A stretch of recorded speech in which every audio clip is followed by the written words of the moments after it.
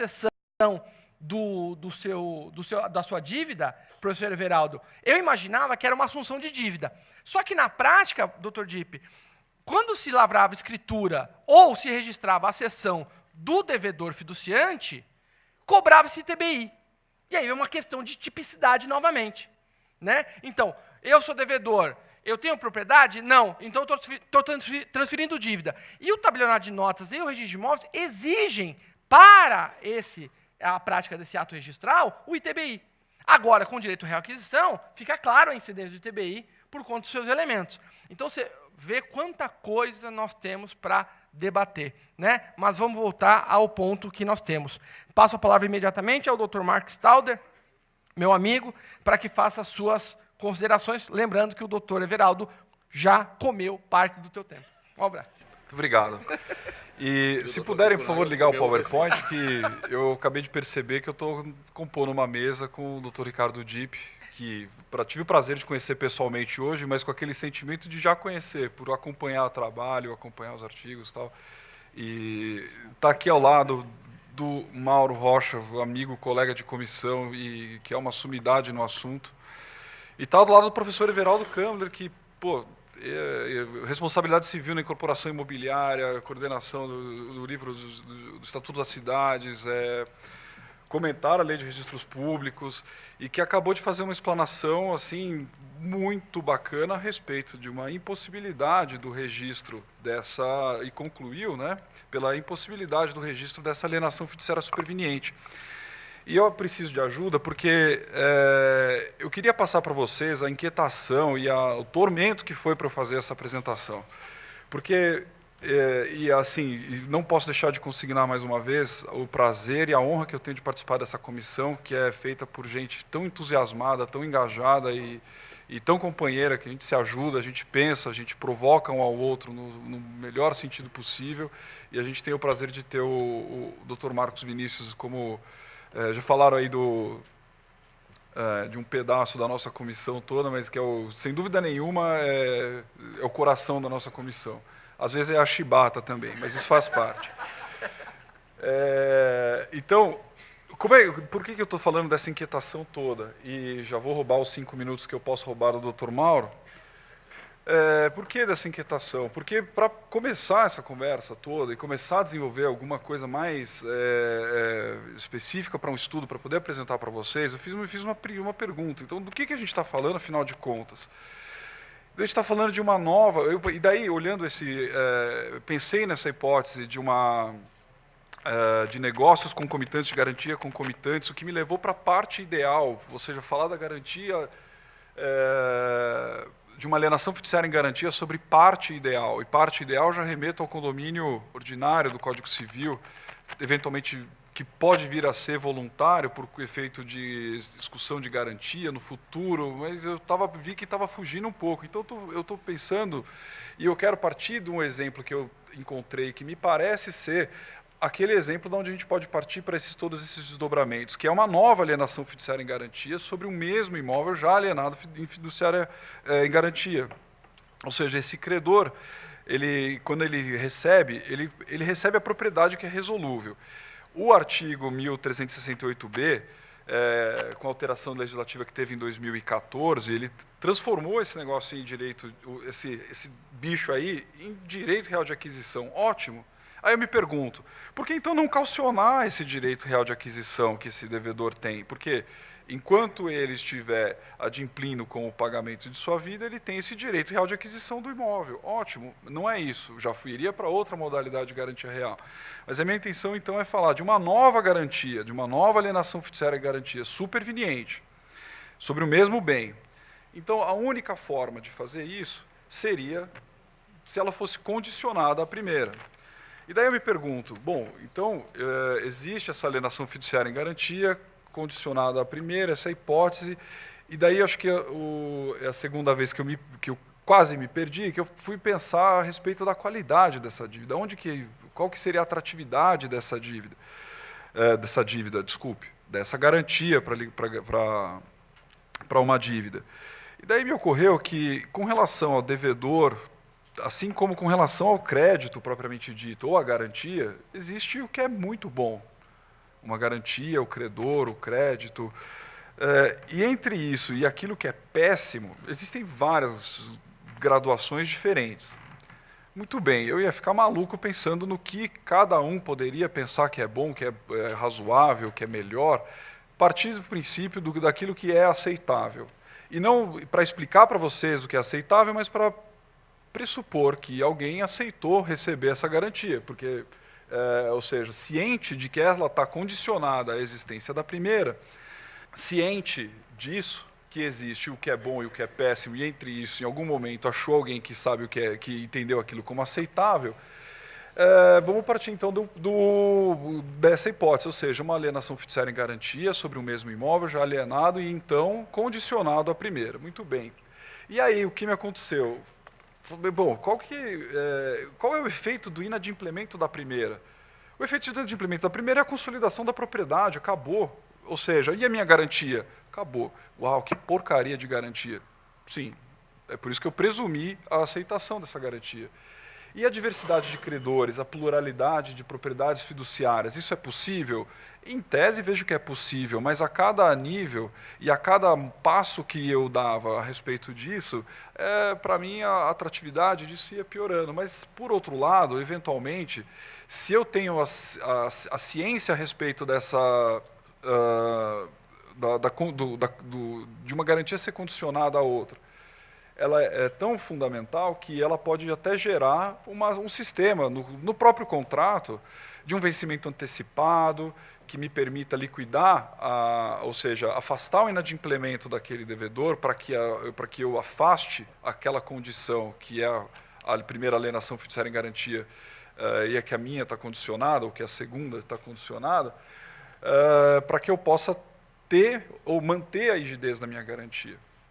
Então, isso tudo me levou a pensar o seguinte: eu, como advogado no escritório, e também é um ambiente onde a gente discute muito, debate muito, e a gente sempre prima pelo conteúdo e a gente sempre brinca que é melhor que a gente dê uma resposta atrasada com conteúdo do que uma resposta rápida, ruim. Muita gente não entende isso, mas a gente defende isso. E daí fomos lá e eu vou falar assim, eu tenho que concordar com o professor Everaldo. Por quê? Porque existe uma dúvida na primeira vara de registros públicos, que é o corregedor onde atua o magistrado com a incumbência de corregedoria permanente. E nessa dúvida, não pode. E não pode por quê? Porque acabamos de ter o prazer de ouvir o professor Everaldo falando disso. Ausência de previsão legal para esse registro e barreira na qualificação do título. O oficial entendeu, não tem previsão legal. Quanto a isso, esse é um argumento muito complicado. E daí o oficial ele vai fazer a qualificação, a análise de acordo com o que lhe incumbe fazendo essa qualificação e devolve o título. Ele não é passível de ser recepcionado. Aí o corregedor, elencando fundamentalmente esses dois tópicos, A e B, fala o seguinte: existe uma alienação prévia, e não existe previsão legal para o registro de uma alienação fiduciária condicional ou de propriedade superveniente. E é interessante notar que eu não gosto, e ouso aqui falar isso na presença do professor Everaldo, que eu não gosto do segundo grau. Não é segundo grau. Segundo grau é uma outra conotação e, como muito bem colocado pelo professor Everaldo, remete à hipoteca, remete a esse encadeamento, essa sucessão de garantia, o que não é aqui. Porque se eu estou falando de algo sob condição suspensiva, significa que o negócio jurídico existe, porque está lá, ele é válido. Aí o doutor Everaldo já me chutou aqui, porque ele disse que não é válido, porque não tem previsão legal.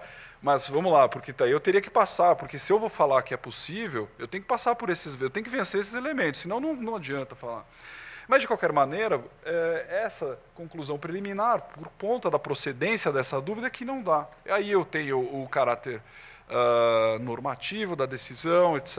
Ou seja, então, nos 18 registros imobiliários, ou em cada uma das serventias das 18 circunscrições aqui da nossa capital, esquece, não dá porque tem a decisão. E essa decisão transitou em julgado em fevereiro, não subiu, infelizmente,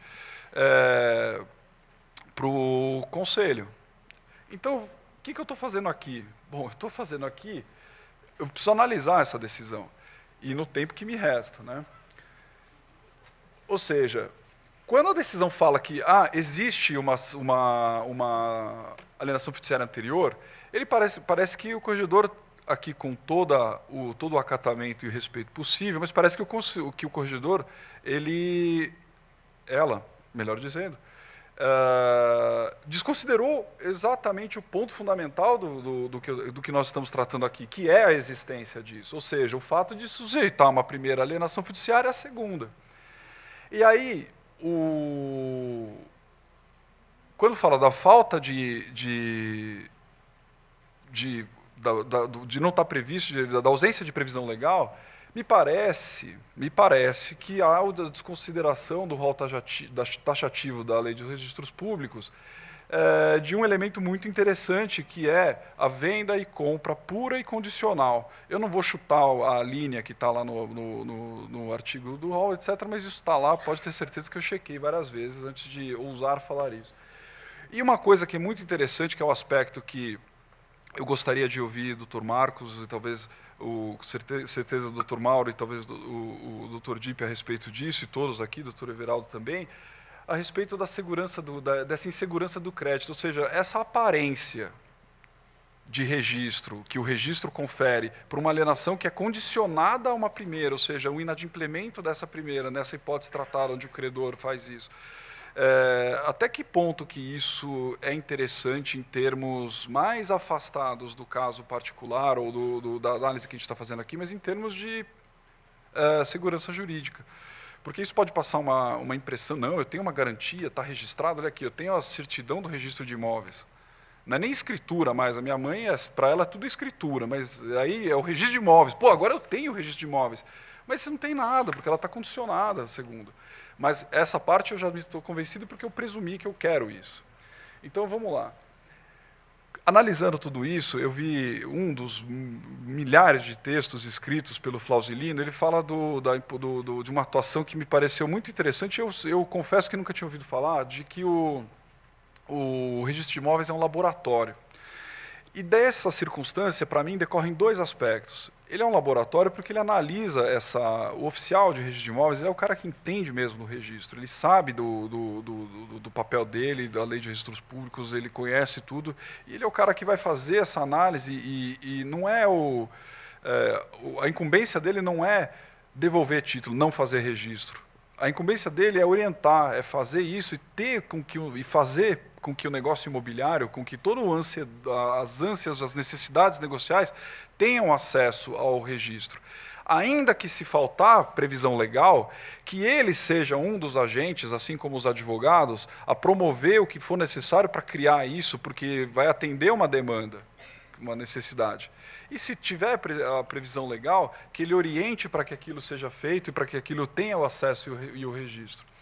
E daí eu vou lá no Código Civil, no artigo 122, eu posso ter um negócio condicionado a uma condição suspensiva, essa eu escorreguei, desculpe.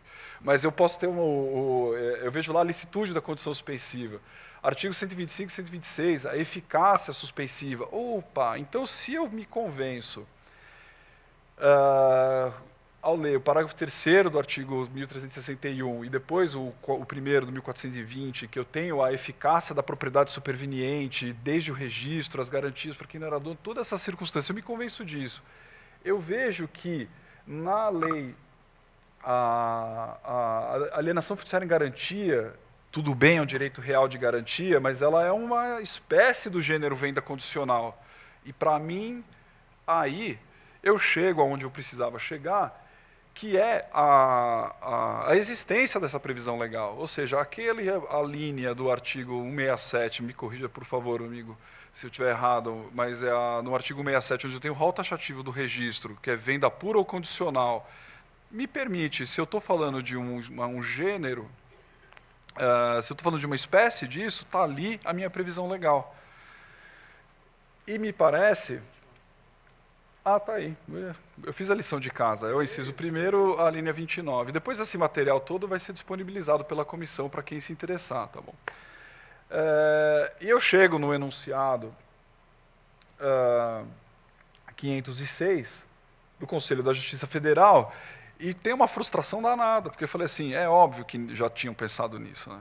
E foi mais ou menos nessa ordem mesmo que eu desenvolvi meu trabalho. Tá? Se eu tivesse, talvez, achado o enunciado antes, eu talvez não teria tanta inquietação, não teria tanto problema, mas acho que esse processo todo que eu gostaria de passar para vocês é o que me convence que, se a compra e venda condicional é uma espécie, a alienação fiduciária e garantia é uma espécie desse gênero, eu tenho um negócio jurídico imobiliário cujos efeitos estão subordinados a uma condição, que é o evento futuro incerto, que é o pagamento da primeira dívida, ou seja, enquanto ela vai ter ela existe, ela tem a validade, porque existe a previsão legal e tem todos os aspectos, os requisitos intrínsecos e extrínsecos do negócio jurídico, e ela tem eficácia suspensa, tal como a lei me autoriza a suspender essa eficácia. Essas circunstâncias, quando eu tenho, obviamente, que é ausente o direito de arrependimento e tudo mais, para mim, passou a ser esse registro possível. Aí eu volto ao que me apareceu no começo e o que me faz trazer para vocês a consideração seguinte.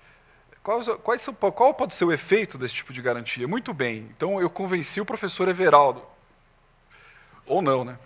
Mas convenci o registrador, fiz isso, o negócio foi em frente, a garantia está registrada, o caráter superveniente está em letras garrafais no registro feito na matrícula, que caiu aquela ali, você não tem nada, viu, credor, dessa garantia, alienação fiduciária e garantia superveniente. Tudo certo. Qual é o efeito disso? Algum dia minha mãe vai olhar essa matrícula e vai falar assim, pô, tem uma garantia real. Meu filho fala disso todo dia, pô, isso aqui é bom demais. É bom mesmo? Será que isso não vem trazer alguma situação que pode levar assim, o banco, eventualmente, tem garantia? Tenho. Não vê documento, só tem lá o checklist do sistema, tem garantia? Tenho, libera o dinheiro. Tem garantia? Tenho, libera o dinheiro. Qual que a alienação fiduciária é essa? Não, liberou o dinheiro, tem garantia. Tá na matrícula? Tá. É a sexta, ou sétima, que seja. A que ponto que... não fez aqui. Caíram as garantias. E aí? Qual é o efeito disso para mim é razoavelmente preocupante. E analisando essas decisões, eu gostaria de trazer aqui, muito provavelmente não é novidade para ninguém, mas eu me vi obrigado a falar sobre a questão do imposto de transmissão.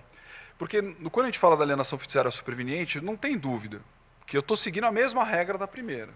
E com relação ao ITBI, o imposto de transmissão de bens imóveis, para mim, também não tem dúvida. Por que não tem dúvida? Vou constituir por instrumento público particular, fora do SFI ou não, já estamos com tudo isso muito bem pacificado, graças a Deus e aos esforços de muitos advogados. Então, vamos em frente. Não pago na Constituição. Já foi a época, já discutiu-se isso na hipoteca. Esquece, não tem mais essa discussão. Quando eu tiver o lei... Qual que é no inadimplemento? Tornou-se definitivo inadimplemento. Por que é a transmissão? E isso eu falo para dizer para vocês que, sob o meu ponto de vista, a alienação fiduciária em garantia é uma baita de uma garantia. E ela não é só boa porque ela é rápida no procedimento de discussão. Esse, para mim, é um caráter secundário, que, em muitos casos, a hipoteca é uma garantia muito melhor do que, para muitos negócios, a garantia hipotecária é muito melhor que a alienação fiduciária. Ah, mas hipoteca demora muito. Sim, demora muito, mas, eventualmente, isso vai melhorar, como tem melhorado. Mas o Instituto da Alienação Fiduciária foi feito para uma função determinada. Então, desvirtuar isso, e aqui ouso parafrasear o professor Everaldo, é dar asas de cera para quem não pode voar e vai chegar muito perto do sol, vai derreter e vai cair. O resumo muito breve da história do Ícaro. Mas é isso. E daí eu fiquei abismado quando eu vi que existe uma tese que diz o seguinte: qual que é o melhor predicado, o melhor atributo da alienação fiduciária em garantia para mim? Eu esqueci de falar isso. É que tira da propriedade do devedor esse patrimônio. Tirou do concurso de credores, está salvo e tem inúmeras decisões.